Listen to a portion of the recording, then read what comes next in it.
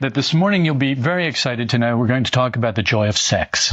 Back in 1972, Dr. Alex Comfort, C-O-M-F-O-R-T, Comfort, remember that? Remember, yes, had published the groundbreaking illustrated sex manual, The Joy of Sex. For 11 weeks, it was at the New York Times bestseller list at the top. And for 70 more weeks, it was in the top 5 from 1972 to 1974. Compared to the books that are available today, it was kind of humorous. I mean, it was literally illustrated. In 72, there weren't things like that. Now, you may be able to say, well, there was the Kama Sutra. Yeah, but that really wasn't an American title. Well, this was the first popular American title to really deal with the issue of sex in a less clinical way. In 66, there was a book put out, but it was very clinical, and there were not illustrations. The illustrations really put it over the top. And of course, a lot of people wanted to call it pornography. So you can imagine the world was up in arms, especially the religious world was up in arms about it. As I was thinking about my bland titles and having different titles, because it's fun, think about different titles. I mean, it's fun to stretch our minds. It's fun to look at the work in different ways. So when I was thinking about what I was going to talk about this morning, which is the joy of negativity, it reminded me of the joy of sex, because I was in ministerial school when the book came out. And it was a big deal. And in the school that I was in, it was applauded as, oh, it's new age, groundbreaking, and rah-da-da-da-da, it's wonderful. I never read the book. I never even looked at the pictures. I was not interested much in the joy of sex. I figured, who cares? But obviously the whole world cared. Or at least the Americans cared. So I don't think there's going to be a book anytime soon called The Joy of Work, The Joy of the Work. Mainly because we don't take much joy in the work. And that's unfortunate, really, because we could. You can see how unpopular the book would have to be already when we say the work has these little catchphrases like, don't express negative emotions. Of course, the first thing people say is, well, I never express negative emotions. And then they have to have a couple of negative emotions pointed at them. Yes, every once in a while, it's true, I do express a negative emotion. But it's really not my fault. Of course, it's not your fault. It's the person who made you negative. It's always their fault. It's always the other person's fault. It's never my fault. So there are a lot of things that are said in the work, a lot of little phrases that we can glom onto, that we can grab hold of, that we can memorize. And one of them is, I can work. And another one is, don't express negative emotions. What's another one? Remember yourself. Remember yourself. There are things that we can just, little catchphrases that we can think of. But the problem with those phrases are that they're useless if we try to act on just that part without understanding how it connects to the whole. You got all kinds of people who are remembering themselves and not expressing negative emotions and so on and so forth, and working. This is an opportunity to work. No matter what happens, this is an opportunity to work. They're not working, but they're saying that it's an opportunity to work. But you have to ask yourself, well, why not express negative emotions? I mean, really, why not? If you're in life, if you're under the laws of life, it's perfectly legitimate to express negative emotions. The whole world is doing it. And not only that, the whole world not only accepts it, encourages it. Look at some of the commercials on television that encourage negative emotions. Our whole society encourages negative emotions. Go to a football game. Go to a hockey game where negative emotions are enthroned. We're encouraged to express negative emotions in life. Work comes along and says, well, don't express negative emotions. It's not very popular. But if you're in life, then there's no reason not to react to everything mechanically according to your level of being, whatever that may be. But if we seek to be in the work, then we have to become responsible to the work, and we can't act as we wish. The first thing we do with that is we make the work the lawgiver that gives the commandments, and then we externally obey them slavishly and sometimes grudgingly. The work says, don't express negative emotions. We go, okay, well, I can't express negative emotions. I can't express negative emotions. That's bad and wrong. And we end up making it this harness, this limiter on ourselves. But the object of the work is to change mechanicalness. And we don't change mechanicalness by being mechanical in a different way. And to accept, don't express negative emotions as an external commandment from the work or from him, because he said. So what that means is don't express negative emotions around him.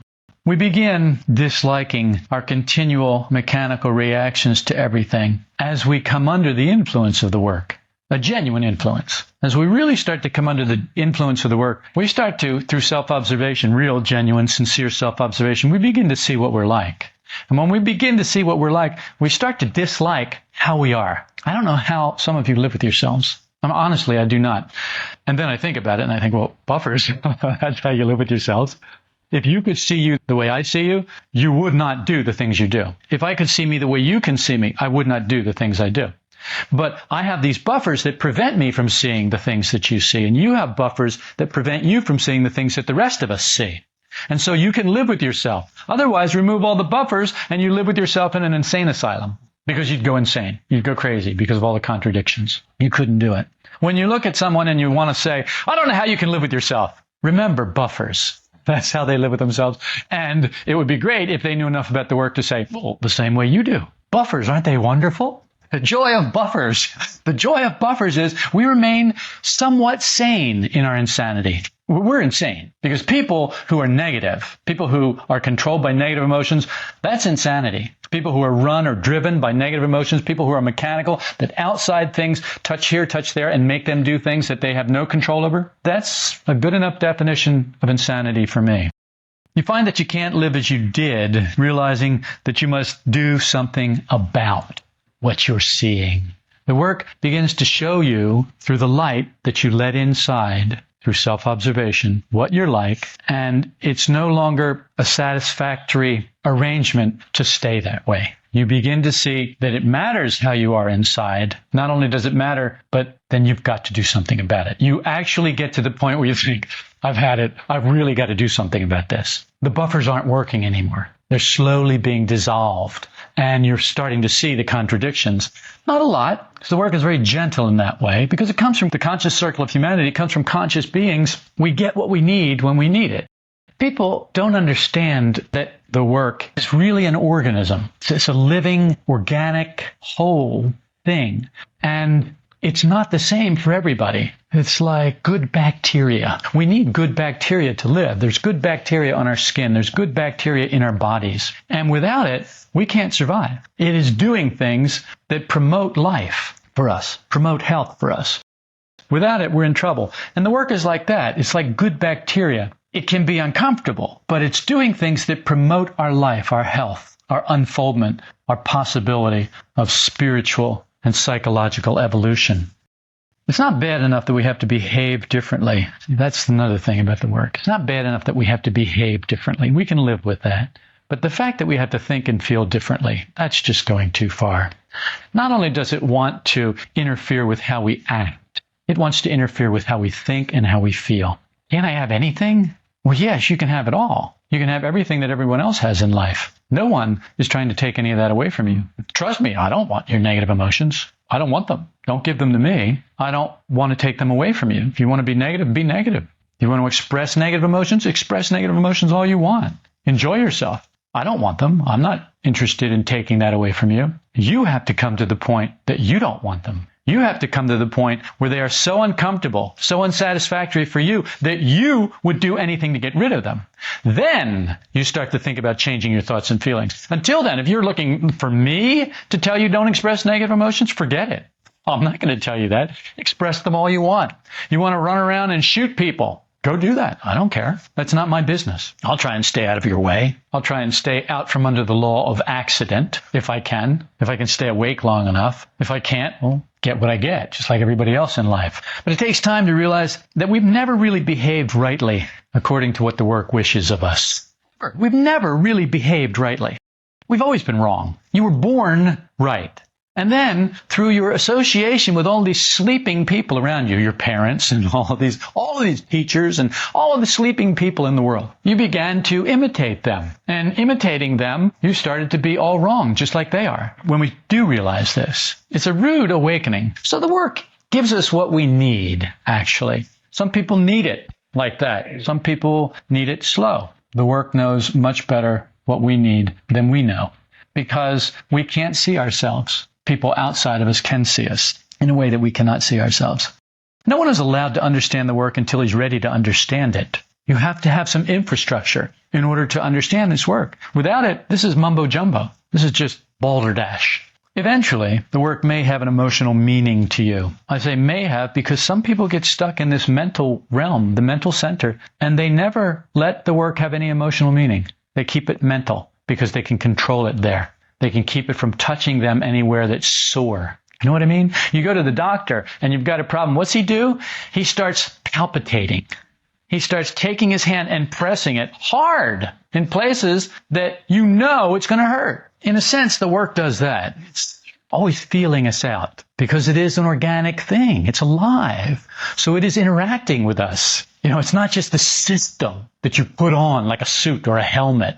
It's an organic thing. It becomes part of you. It starts to interact with you like the bacteria in your body. And you need to understand it this way. You need to understand it as this living thing. It's like a virus that gets inside of you and it starts to change you. It starts to alter you in ways that you can't control. No, right? We want control of everything.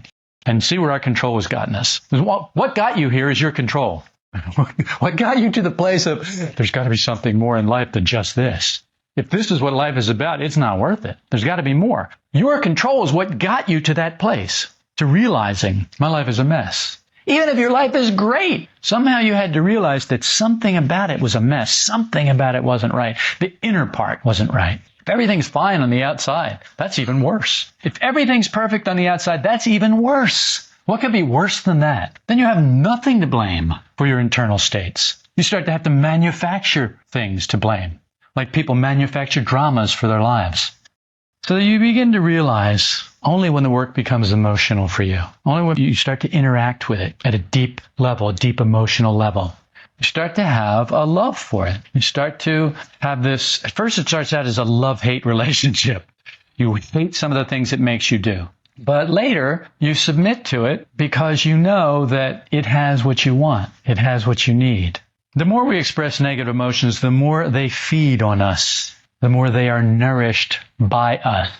And when they are nourished by us, they grow, they increase. Jess and I were working on something yesterday, and he said, whoa, whoa, whoa, whoa, whoa. And I said, Jess, don't even go there. It's not worth getting negative about. It's not worth it. Don't even go there. If you feed it, it will grow. If you give it anything at all, it will just increase. So just stop it. And so we helped each other out because in the work, we're together. We have the same aim. We wanted to express negative emotions. Both of us did. But the work wouldn't let us. It said, no, don't express negative emotion. And when one of us forgot, the other one reminded. And that's the way this is supposed to work. And it worked well. But the joy of negative emotions was there. The joy of negativity was there. It was just calling. Oh, come on, just this little one. I'm pretty sure you're justified in this. Such a favorite area, too. Yes, it was a great area of negativity. We have lots of old habits and old associations in this area about negativity. So it was just ripe. And so then Matt came over. What's the first thing Matt did? He looked at everything and went, blah, blah, blah, blah, blah, got negative. We both laughed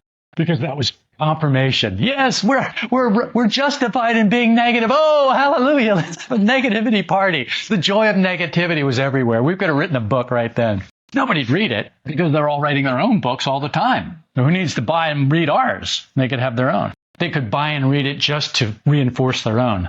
Because let's face it, shared negativity. Yeah. Boy, shared negativity. I mean, it's like, what's better than that? What's better than shared negativity? It is. It's delicious. And the joy, incidentally, the joy of sex was based on, they got the idea from the joy of cooking.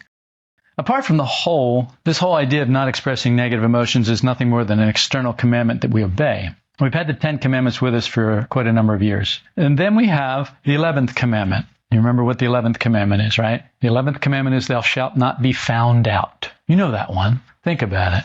It's okay, whatever it is you do. It's okay, as long as you're not found out. It's when you're found out. That's when it's not okay. So thou shalt not be found out is the 11th commandment. So the 12th commandment, we're going to have to add the 12th commandment, which will be, thou shalt not be negative.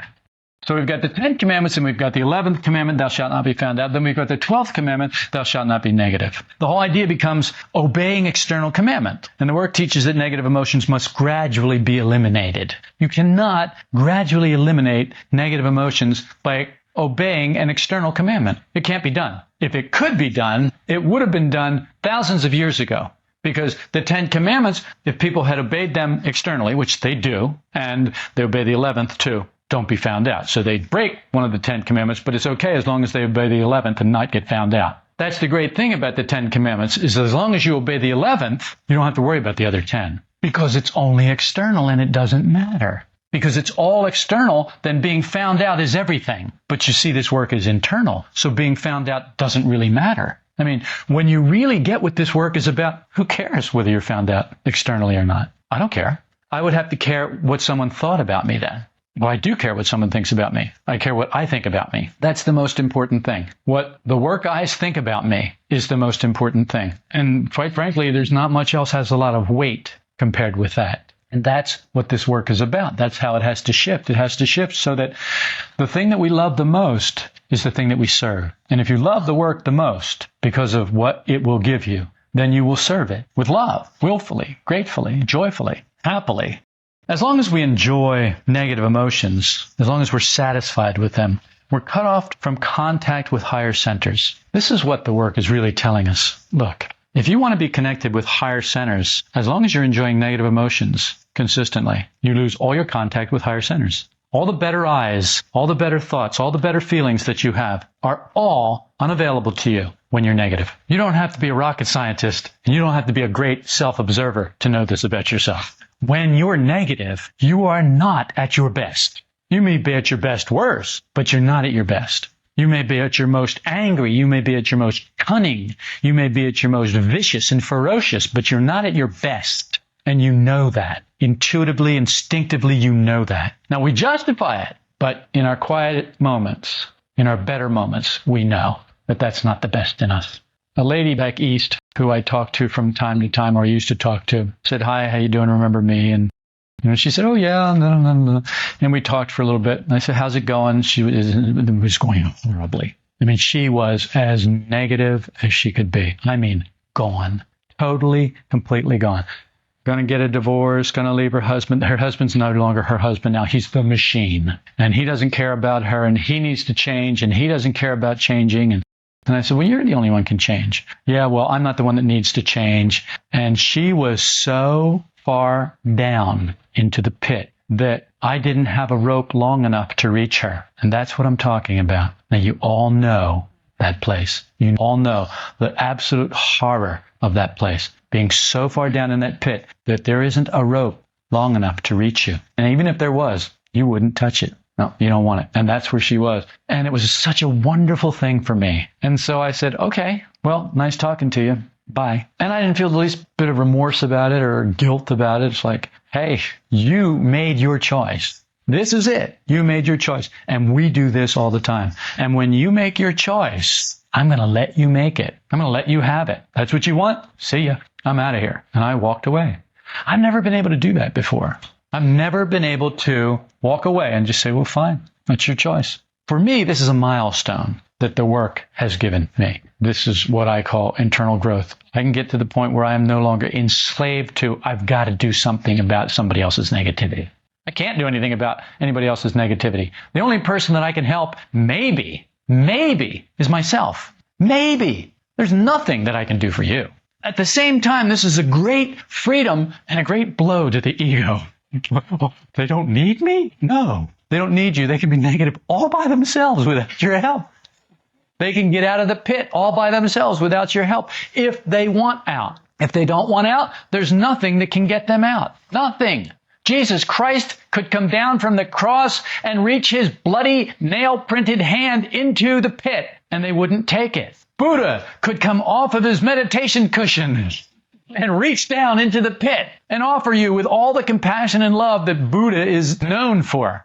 Offer you his hand, and they wouldn't take it. The difference between them and us is they know that, and we don't. We keep on trying to yank them up, whether they want to be yanked up or not. We'll drag them out kicking and screaming by the hairs of their heads to satisfy our own ego. But it has nothing whatever to do with them. It's all about us. So to have inner psychological health, we have to mitigate the joy of negativity through separation from the mechanical reactions that we have to everything in life. You know what mitigate means, right, Pat? I think so. Okay, tell me.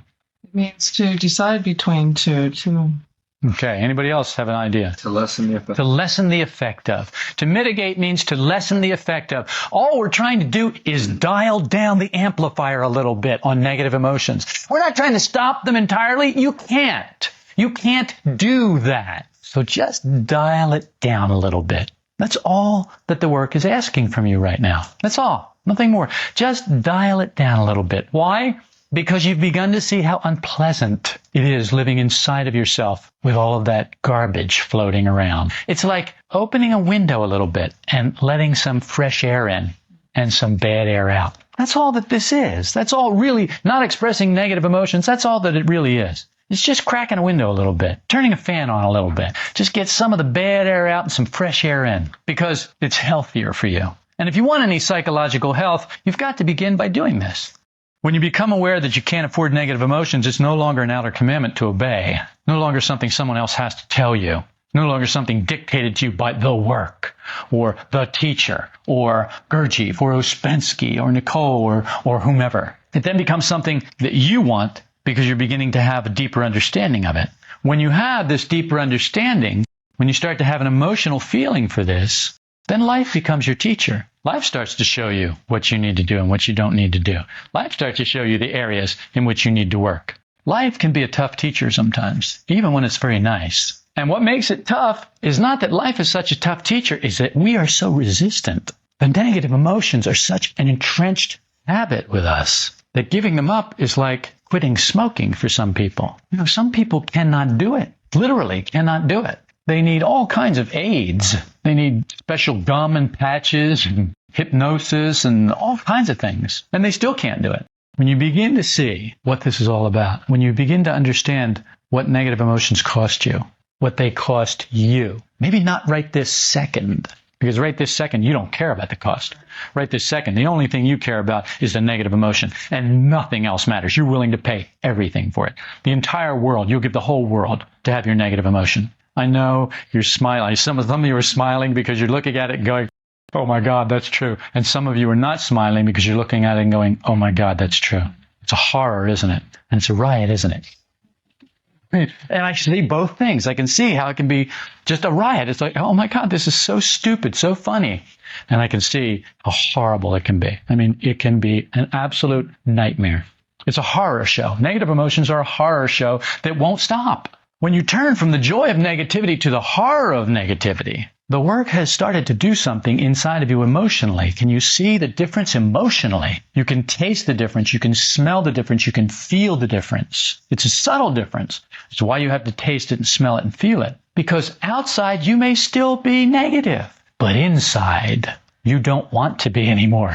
The struggle for a lot of us in the beginning is a struggle for me in the beginning is, and when I say in the beginning, I mean with the beginning of any new area of negativity that I'm dealing with. I'm not talking about in the beginning of dealing with negative emotions. You could be dealing with negative emotions for 10 years, but have some new set of negative habits that you're dealing with. That's the new beginning now. In the beginning, I don't want to give them up. I have to bring the principles of the work to bear on my own mind mentally. Because emotionally, I am not willing to give them up. Mentally, I have to insist. I have to say to myself, I had to do this morning. I had to say to myself, look, these are not your better eyes. Do not go with these eyes. These eyes mean you no good whatsoever. They only mean you harm. With the best eyes that you can remember, you know they're there in you. Reach for them. And I did. And I did not express the very well justified negativity that I had. It was a rock solid case. This case was airtight. I was there, man. I was totally justified. And I said, no, these are not good eyes. These eyes are liars. These eyes are evil. Get away from them. Boy, emotionally, I did not want to. Emotionally, I wanted to go with them. And mentally, I pulled myself away and didn't actually do what those emotional negative eyes wanted to do. Those negative emotional eyes wanted to do. Success, progress. It's a little bit, but it's something. And every time we make a little inroad, we weaken the negativity, we strengthen the work eyes in us, and we've added to the plus side. We've added to the light. And anytime we add to the light, it dispels a little bit of darkness. Maybe not all of it, but a little bit more. It makes an inroad. It erodes the negativity. It erodes the joy of negativity. Don't get me wrong. The joy of negativity is still there. You know, I still was thinking about it. I can't even think about it. You know, if I think about it, then, I can't even think about it. If I start thinking about it, I start, ooh. like Hannibal Lecter in his cell. Like, no, don't go there. Don't go there. Yeah, I was about to enjoy someone's liver with some fava beans, but I decided, no, don't go there. Don't go there. Go with better eyes. And I did. How is it helpful to express negativity? Mechanically, we know that if we express negative emotions, they increase and they form rather nasty habits that later we find it more and more difficult to free ourselves from those habits. So that's no help. But it's the same if we continue to feel negative towards others and don't express it. So if I don't express the negative emotion, but I continue to feel negative toward the person, it's the same thing. We talked about this last week with the object, the thing out there that we're negative about, or our thought about the object when the object is not available. We still get the same impressions. We still feed in the same way. The danger is that we feel superior, and this can be crippling. Superiority. Feeling of superiority is absolutely crippling. Most of us don't see it in ourselves, but think of someone else you know who feels superior. Look at how it cripples their relationships. Look at how it cripples their ability to be with people. They can't be with anybody. They're better than them. And if you can't apply it to yourself just now, maybe later. But eventually you must apply it to yourself. Eventually you must find in you the eyes that feel superior to other people. And you must see what they cost you. And you must go with better eyes. The importance of self-observation is showing us our negativity. Well, who wants to see that? I do. I want to see my negativity. Why? So that I can stop expressing it. So I can stop forming more and more habits about it. So that I can stop going with it. We can't stop it until we can see it. I didn't know that was negative. Trust me, that's negative. Really? Do you think that's negative? Oh, yes, I think that's negative. I think it's rather nice. You should have heard what I wanted to do. See, that's what we do. That's how we justify it. We're crazy. So when you start to begin to become aware of your negativity through self-observation, we can then put ourselves in place of others and curtail our negativity toward them. That's really its purpose. Finding out how negative I am, well, that's nice. So what? The added benefit is if I can see how negative I am and that it is in here in me, then it makes it easier that when I do see it, it's not a big chore for me to see your negativity. It's only a big chore to see my own. The only negativity it's hard to find is my own. It's never hard to find yours. That's obvious. You may as well have a billboard. I'm negative, neon signs and with bands blaring, brass band out in front of you with symbols. Here comes and so, and they're really negative. It doesn't take any effort at all to see that. But what does take effort is seeing how their negativity and your negativity is the same. Seeing what's in you and seeing that what is in them is in you. And then suddenly you start to have some compassion for them. Suddenly you start to begin to understand them in a different way. And that can help to keep you from being negative about their negativity. One of the most difficult things in the world that this work asks us to do is tolerate other people's unpleasant expressions. Let's face it, folks. This is where the rubber meets the road. This is the hard part of life. Tolerating everyone else's unpleasant expressions. Because everyone's got unpleasant expressions. Expressions of negativity, expressions of just unpleasantness. And tolerating them can be difficult. It can be the biggest challenge that we ever face in life. Our own unpleasantness is easy to deal with. We know all about that. It's justified. But their unpleasantness is not. And that is how we learn to deal with it. When we can find our unpleasantness and relate it to their unpleasantness that we have justified here, then we can begin to understand over there how they can be unpleasant, what their condition is. Compassion springs from there. I love the idea of being compassionate, but you just can't do it. It takes real work, and you have to know how to work to become compassionate. It just doesn't appear. You can't just generate compassion. I don't care what anybody says. You don't generate it. It only comes through self-observation. It only comes through knowing yourself. Truly, sincerely, genuinely knowing yourself for what you actually are. Then you begin to see other people. But then when you do, if you've really understood how you are and what you are, then you see them with compassion. You can't be negative with a person when you're awake. You can only be negative with a person when you're asleep. You wake up, everything changes. It's amazing. You're asleep on your bed, and you're having these dreams, and you wake up, and everything changes. Oh, wait, I'm not there. I'm here in my bedroom. Your heart may have been pounding, you may have been sweating, you may have been screaming. You wake up and you look around and you go, oh, that was just a dream. In life, things appear one way, and in the work, they appear another way. It's just like being awake or being asleep. In life, being asleep, everything appears one way. Now, that way may be different, but it's one way. It's a certain way. Then you wake up and it's all different. Well, it's the same way with the work and life, because in the work, you're waking up. And when you're in life, you're asleep. So when you begin to wake up, everything starts to appear to be different.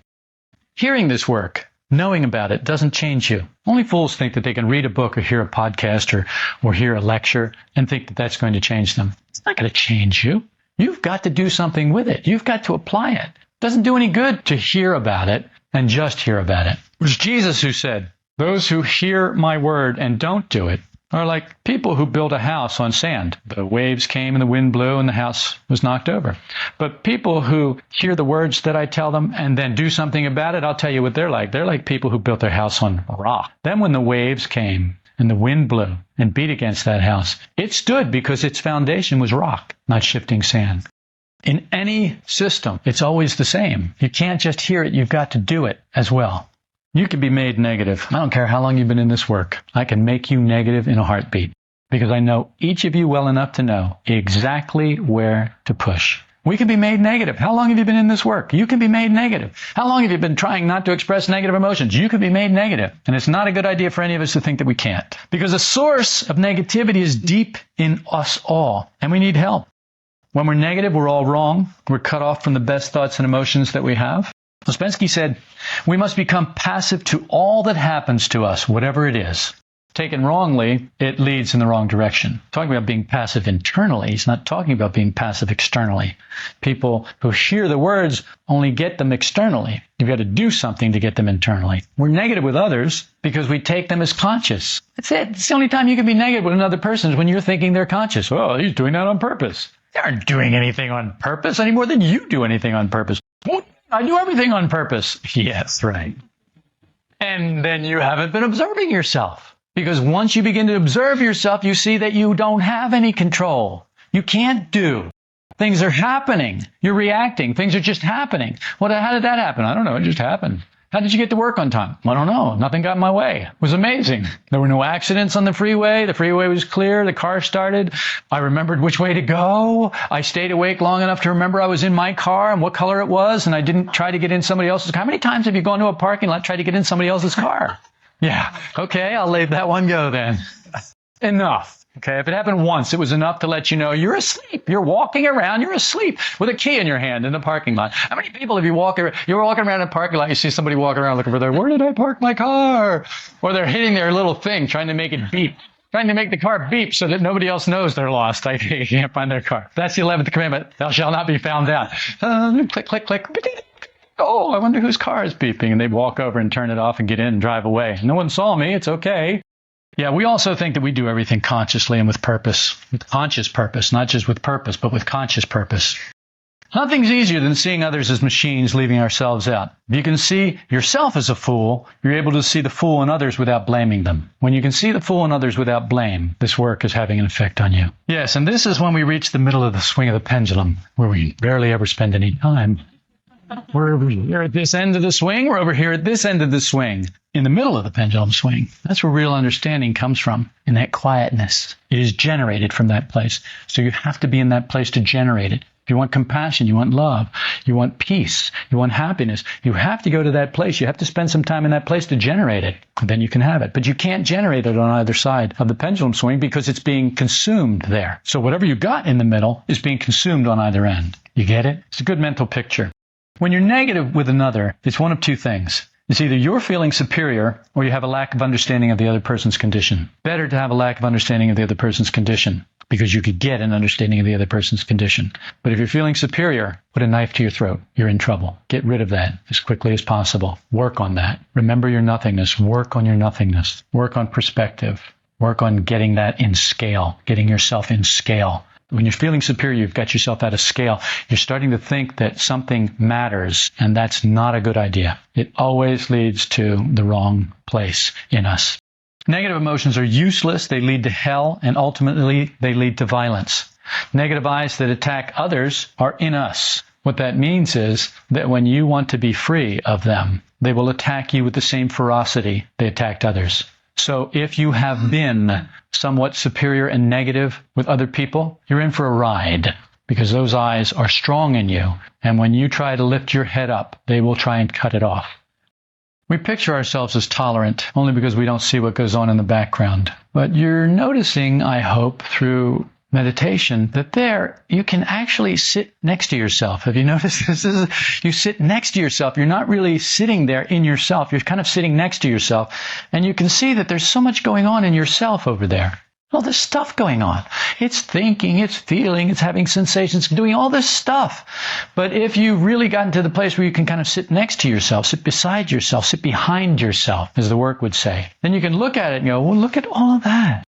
We have to first change the mental center. We have to start to think in a new way. And then we change the emotional center, and we then feel in a new way, because what the work wishes us to do is to feel in a new way about one another and toward one another. Now, I don't mean just people here. I mean people on the planet.